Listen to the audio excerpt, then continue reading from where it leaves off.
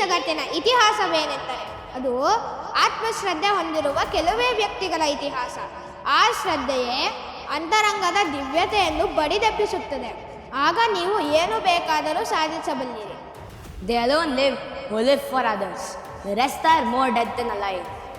ಉತ್ತಿಷ್ಠತ ಜಾಗ್ರತ ಪ್ರಾಪ್ಯ ವರಾನ್ನಿ ಧೋತತ.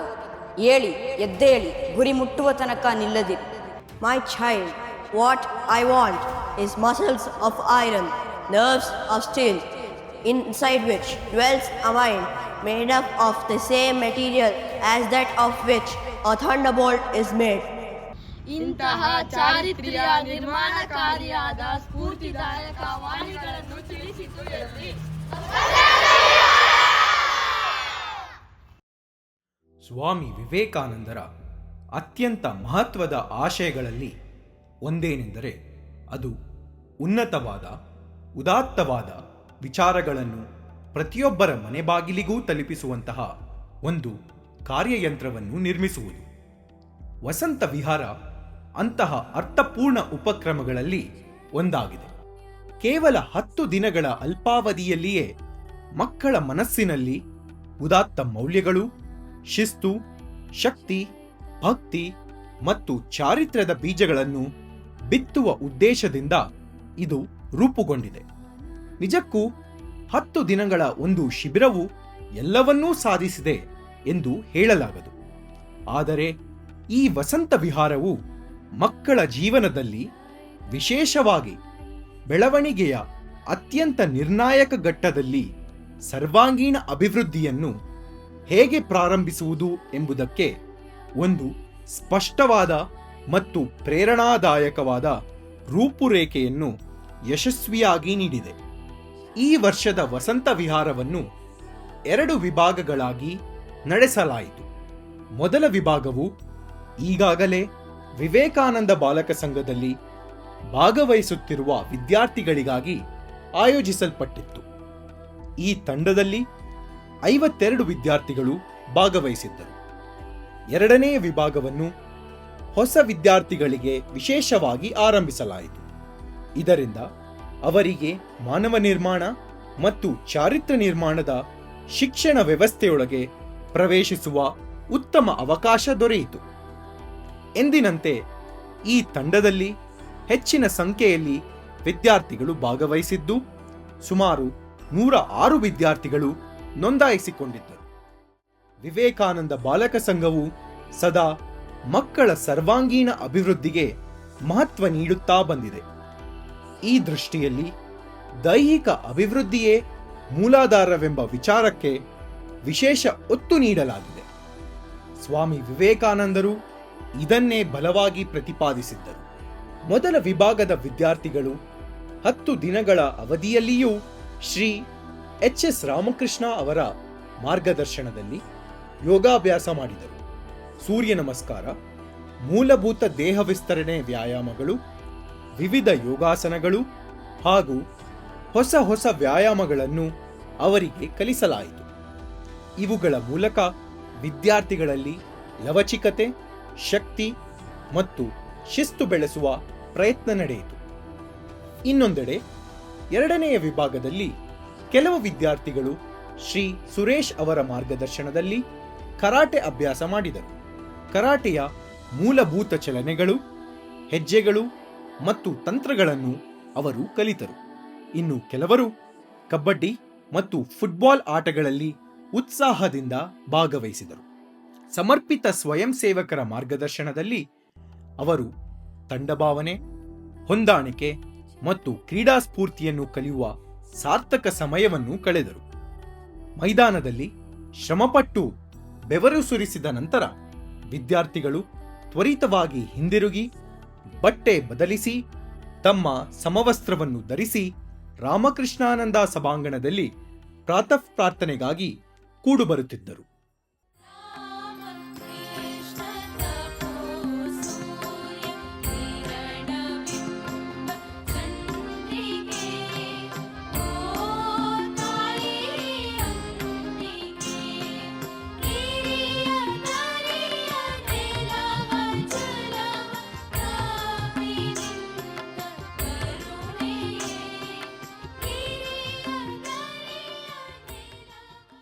ಶ್ರೀ ಗುರುರಾಜ್ ಅವರ ಪ್ರತಿಪೂರ್ಣ ಮಾರ್ಗದರ್ಶನದಲ್ಲಿ ವಿದ್ಯಾರ್ಥಿಗಳು ಸಂತೋಷದಿಂದ ಶ್ಲೋಕಗಳು, ಮಂತ್ರಗಳು ಮತ್ತು ಭಜನೆಗಳನ್ನು ಕಲಿತು ಪಠಿಸುತ್ತಿದ್ದರು. ಈ ಪ್ರಾರ್ಥನಾ ಅವಧಿಗಳು ಶಾಂತ, ಭಕ್ತಿಪೂರ್ಣ ಮತ್ತು ಪವಿತ್ರ ವಾತಾವರಣವನ್ನು ನಿರ್ಮಿಸಿ ದಿನದ ಮುಂದಿನ ಕಾರ್ಯಕ್ರಮಗಳಿಗೆ ಸೂಕ್ತವಾದ ಭಾವಭೂಮಿಯನ್ನು ಸೃಷ್ಟಿಸುತ್ತಿದ್ದವು.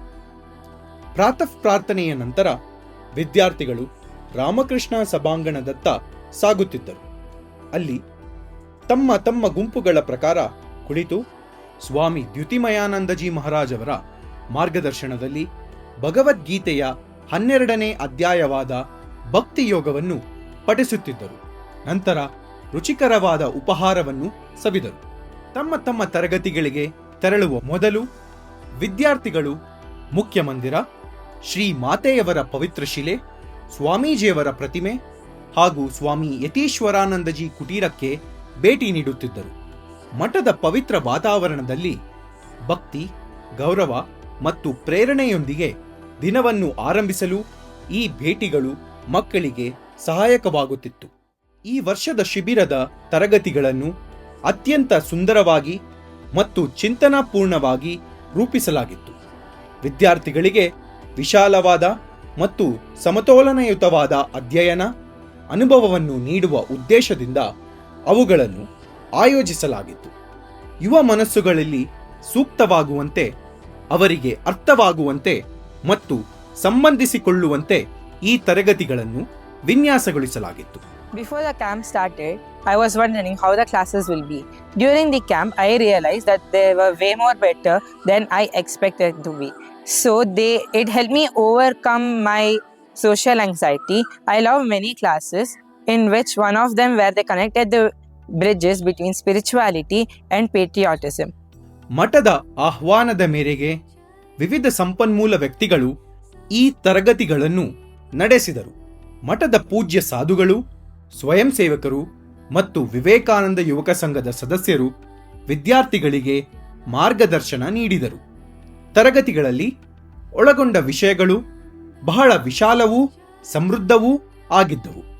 ನ್ಯೂರಾಲಜಿ, ತರ್ಕ, ಕರಕುಶಲ ಕಲೆ, ಚಿತ್ರಕಲೆ ಮತ್ತು ವರ್ಣಚಿತ್ರ, ನೈತಿಕ ಮೌಲ್ಯಗಳು, ಧ್ಯಾನ, ಇತಿಹಾಸ, ರಾಷ್ಟ್ರೀಯತೆ, ಚಾರಿತ್ರ್ಯ ನಿರ್ಮಾಣ ಮತ್ತು ಶಿಸ್ತು ಮುಂತಾದ ವಿಷಯಗಳನ್ನು ವಿದ್ಯಾರ್ಥಿಗಳಿಗೆ ಪರಿಚಯಿಸಲಾಯಿತು. ಪ್ರತಿ ತರಗತಿಯ ಉದ್ದೇಶವು ಕೇವಲ ಮಾಹಿತಿಯನ್ನು ನೀಡುವುದಲ್ಲ, ವಿದ್ಯಾರ್ಥಿಗಳನ್ನು ಪ್ರೇರೇಪಿಸುವುದು, ಅವರು ಉತ್ತಮವಾಗಿ ಯೋಚಿಸಲು, ಉತ್ತಮವಾಗಿ ನಡೆದುಕೊಳ್ಳಲು ಮತ್ತು ಉತ್ತಮವಾಗಿ ಬದುಕಲು ಸಹಾಯ ಮಾಡುವುದು. ಈ ವರ್ಷ ವಸಂತ ವಿಹಾರದಲ್ಲಿ ಟ್ರೆಷರ್ ಹಂಟ್ ಅಂತ ಒಂದು ಆಕ್ಟಿವಿಟಿ ಮಾಡಿದ್ರು. ಮೊದಲು ನಮ್ಮನ್ನ 10 ಗ್ರೂಪ್ ಆಗಿ ಡಿವೈಡ್ ಮಾಡಿದ್ರು. ಆ ನಂತರ ಈ ಟ್ರೆಷರ್ ಹಂಟಿನ ರೂಲ್ಸ್ ಹೇಳಿದ್ರು. ನಂತರ ನಾವು ಈ ಥರ ಹುಡುಕುತ್ತಿದ್ದಾಗ ನಮಗೆ 7ನೇ ಕ್ಲೂ ಸಿಕ್ತು. ಈ 7ನೇ ಕ್ಲೂ ಇಂದ ನಮಗೆ ಒಂದು ಕಾಮನ್ ಟ್ರೆಷರ್ ಇತ್ತು. ಈ ಟ್ರೆಷರ್ನ ಹುಡ್ಕೊಂಡು ಹೋದಾಗ ನಮಗೆ ಗೊತ್ತಾಗಿದ್ದ ಪ್ರಕಾರ ಇದು VBS ಅಲ್ಲೇ ಇತ್ತು. ಸೊ ನಾವು VBSಗೆ ಹೋದಾಗ ಎಲ್ಲ ಕಡೆ ಹುಡುಕಿದ್ವಿ, ಬಟ್ ನಮಗೆ ಕ್ಲೂ ಸಿಗಲಿಲ್ಲ ಮತ್ತು ಅದು ಟ್ರೆಷರು ಸಿಗಲಿಲ್ಲ. ಸೊ ನಂಗೆ ಆಮೇಲೆ ಗೊತ್ತಾಗಿದ್ದು ಈ ಟ್ರೆಷರ್ ಬಂದ್ಬಿಟ್ಟು ಕಮಲದ ಹೂವು, ಅದು ಫೋಟೋ ಮುಂದೆ ಇತ್ತು ಅಂತ. ಸೊ ಓವರ್ ಆಲ್ ಇದು ಸಖತ್ ಗುಡ್ ಎಕ್ಸ್ಪೀರಿಯನ್ಸ್ ಆಗಿತ್ತು. ನಮಗೆ ಎಷ್ಟೊಂದು ಜನ ಗೊತ್ತಿಲ್ಲದೆ ಇರೋರನ್ನ ಮಾತಾಡಿಸಿ ನಾವು ಹೆಂಗೆ ಇಂಟರ್ಯಾಕ್ಟ್ ಮಾಡಿದ್ವಿ ಅಂತ ಗೊತ್ತಾಯಿತು. ಮೋರ್ ಓವರ್ ನಮಗೆ ಹೆಂಗೆ ಒಂದು ಕಾಮನ್ ಗೋಲ್ ಇಟ್ಕೊಂಡು ನಾವು ಟೀಮ್ ಆಗಿ ಮೂವ್ ಆಗ್ಬೋದು ಅಂತ ನಂಗೆ ಅರ್ಥ ಆಯಿತು. ನಾವು ಆಶ್ರಮದಲ್ಲಿ ಟ್ರೆಷರ್ ಹಂಟ್ ಎಲ್ಲ ಮುಗಿಸ್ಕೊಂಡು ಶಿವನಹಳ್ಳಿಗೆ ಹೋಗೋಕ್ಕೆ ಬಸ್ಸೆಲ್ಲ ಎಕ್ಕಿದ್ವಿ. ಶಿವನಹಳ್ಳಿ ಆಶ್ರಮಕ್ಕೆ ತಲುಪಿದ್ವಿ.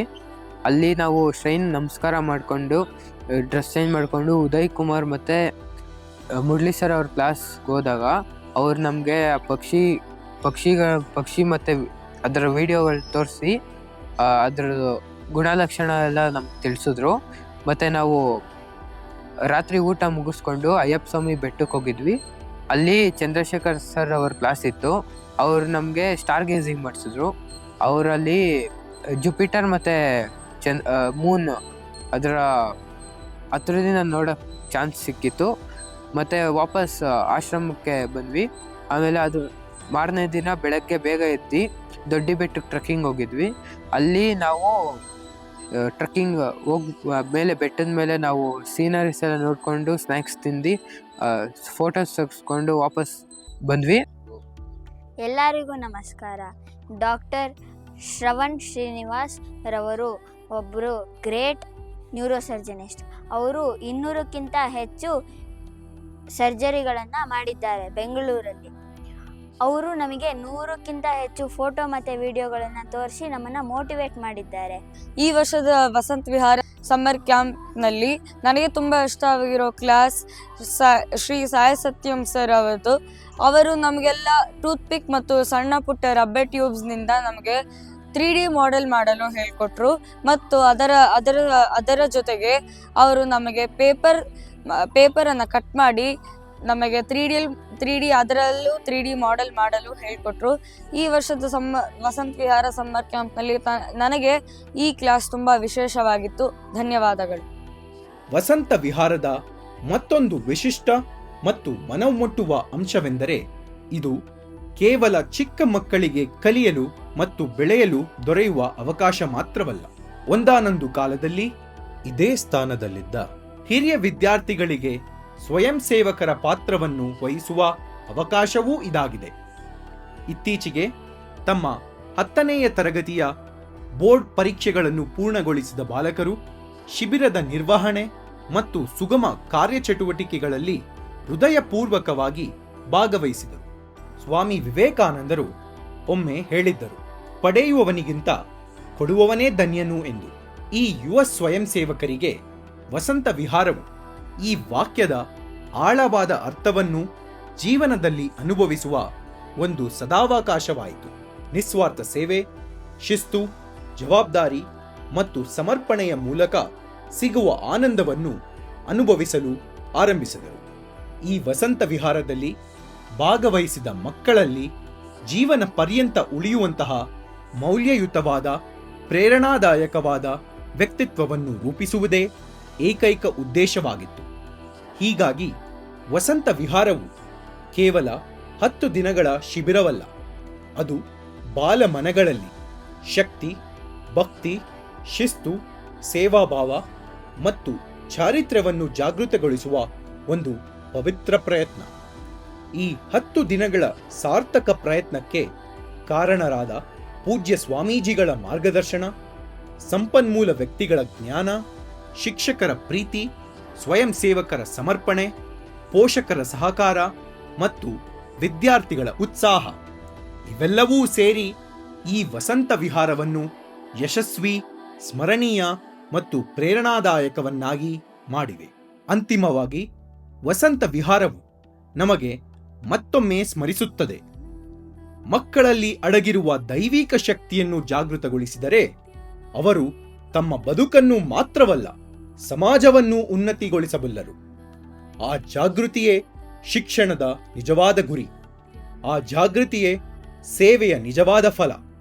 ಆ ಜಾಗೃತಿಯೇ ಸ್ವಾಮಿ ವಿವೇಕಾನಂದರ ಸಂದೇಶದ ಜೀವಂತ ಅಭಿವ್ಯಕ್ತಿ.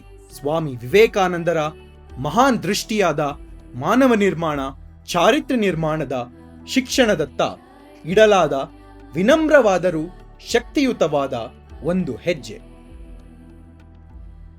ಈ ವಸಂತ ವಿಹಾರವು ಯಶಸ್ವಿಯಾಗಲು ಪ್ರಮುಖ ಕಾರಣರಾದ ರಾಮಕೃಷ್ಣ ಮಠ ಬಸವನಗುಡಿಯ ಅಧ್ಯಕ್ಷರಾದ ಶ್ರೀಮತ್ ಸ್ವಾಮಿ ನಿತ್ಯಸ್ಥಾನಂದಜಿ ಮಹಾರಾಜ್ ಹಾಗೂ ವಿವೇಕಾನಂದ ಬಾಲಕ ಸಂಘದ ಉಸ್ತುವರಿಗಳಾದ ಶ್ರೀಮತ್ ಸ್ವಾಮಿ ಸೌಖ್ಯಾನಂದಜಿ ಮಹಾರಾಜ್ ಅವರಿಗೆ ಈ ವರದಿಯ ಮೂಲಕ ಹೃತ್ಪೂರ್ವಕ ವಂದನೆಗಳನ್ನು ತಿಳಿಸುತ್ತೇವೆ.